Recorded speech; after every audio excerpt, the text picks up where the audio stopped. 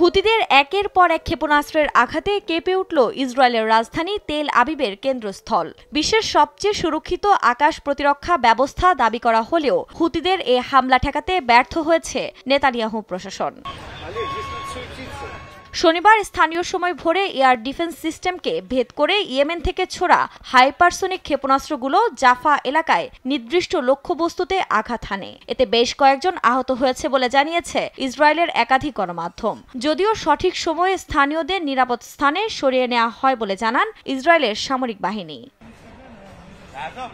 হামলার দায় স্বীকার করেছে ইরান সমর্থিত ইয়েমেনের হুতি বিদ্রোহীরা।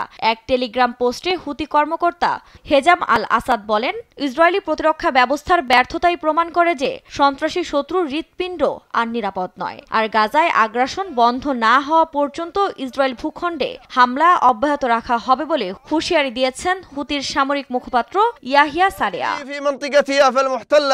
প্যালেস্টাইন 2 হাইপারসনিক ব্যালিস্টিক ক্ষেপণাস্ত্র দিয়ে আমরা নির্দিষ্ট লক্ষ্যবস্তুতে হামলা চালাতে সক্ষম হয়েছি। আগ্রাসন বন্ধ না হওয়া পর্যন্ত এবং গাজা উপত্যকায় অবরোধ প্রত্যাহার না হওয়া পর্যন্ত ফিলিস্তিনিদের সমর্থনে আমরা এই হামলা চালিয়ে যাব।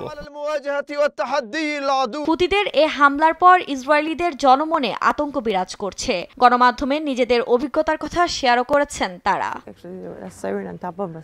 রাতে সাইরেন বাজার কিছুক্ষণ পরেই আমার ভবনে ঠিক পেছনে ক্ষেপণাস্ত্রটি আঘাত করে। দ্বিতীয় তলার সবকিছু উড়ে গেছে। আমার ঘরের দরজা জানালা কাঁচ ভেঙে গেছে। ওই মুহূর্ত কতটা ভয়ঙ্কর ছিল তা আমার পক্ষে প্রকাশ করা সম্ভব না।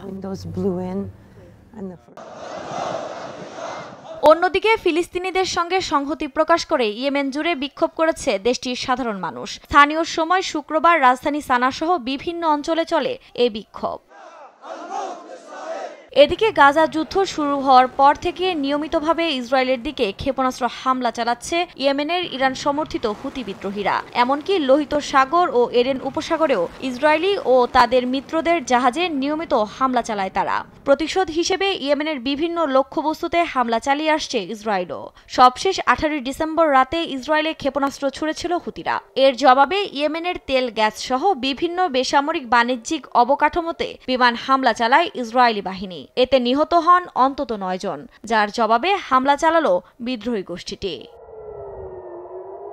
আফরিন মৌ, নিউজ ডেস্ক, দেশ টিভি।